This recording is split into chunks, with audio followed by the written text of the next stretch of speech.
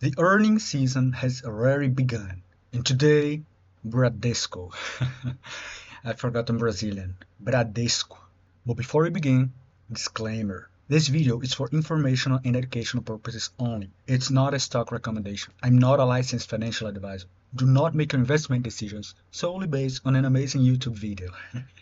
Do your own research or consult a certified professional before making any investment decisions. Bradesco reported 24.7 billion in net income in 2025, a 26% increase compared to 2024. Quarter-over-quarter, profit grew 20%. The bank highlighted that its ROE, return on equity, is now exceeding its cost of capital. And this is especially important for banks because banks operate with other people's money, but the risk is absorbed by their own equity, shareholders' equity. Revenue, just like profits, has been growing consistently. In other words, the bank's earnings recovery is clearly underway. If we go back to the fourth quarter of 2023, we notice a drop in net income and an increase in delinquency, which reached as high as 5.7%. Today, it has fallen to 4.1%.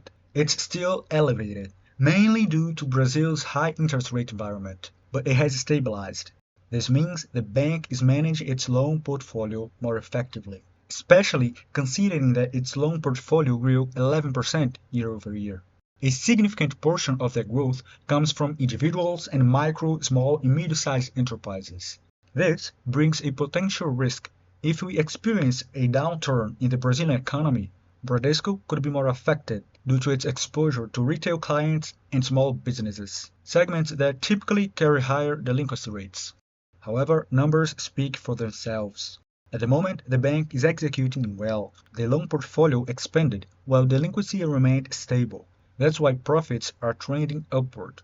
As mentioned, overall delinquency is stable. The only significant increase occurred in the retail segment, while small and medium-sized enterprises actually showed a reduction, even with interest rates in Brazil still high, around 15%.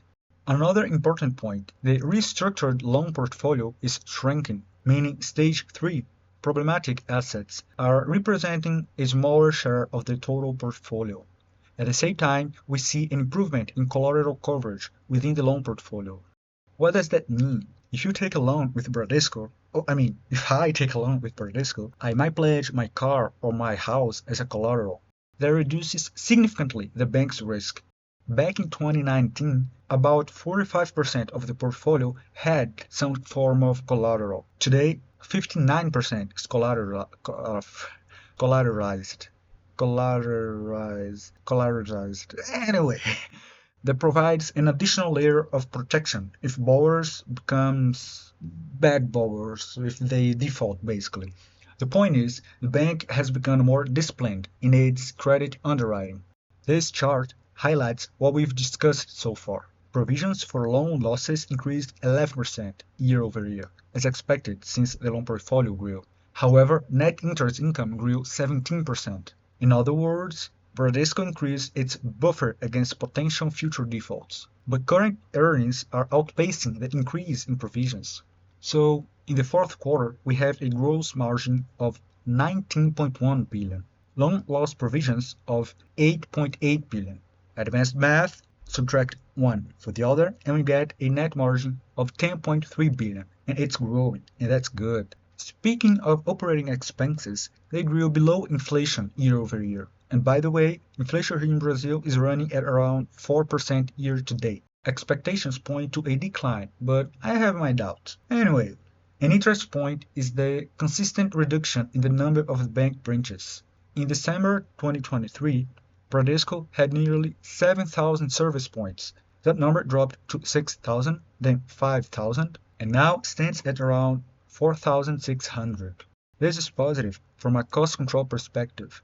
With the ongoing digitalization of banking, many customers can handle almost everything through their smartphones. Therefore, maintaining a large number of branches may be unnecessary, given the high cost and low return.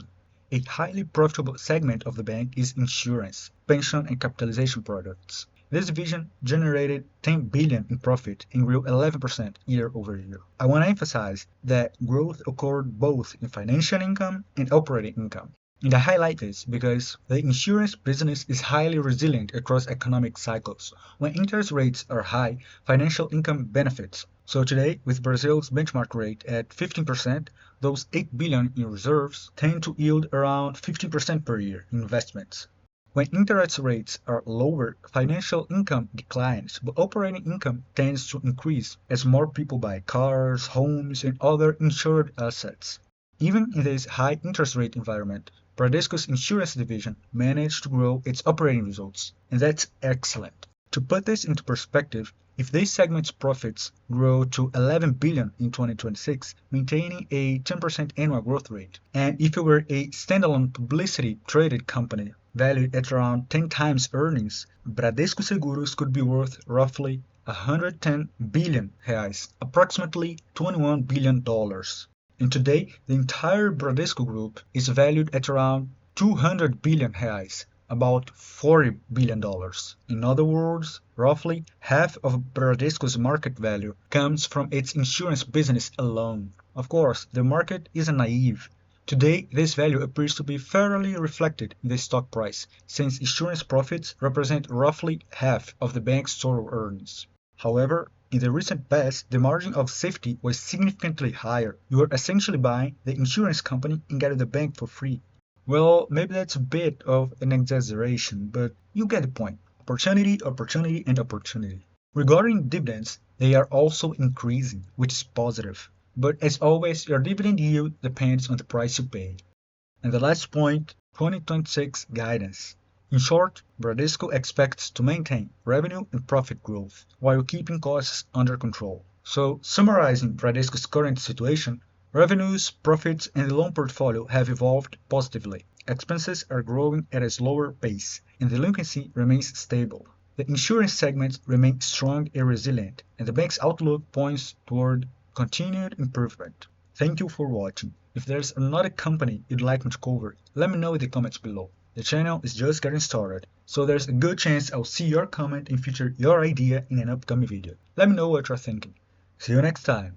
Brazilian investor, literally from Brazil. With facts, not samba. Thank you very much. Muito obrigado, forte abraço e até a próxima. Well, maybe that's a bit of an exaggeration.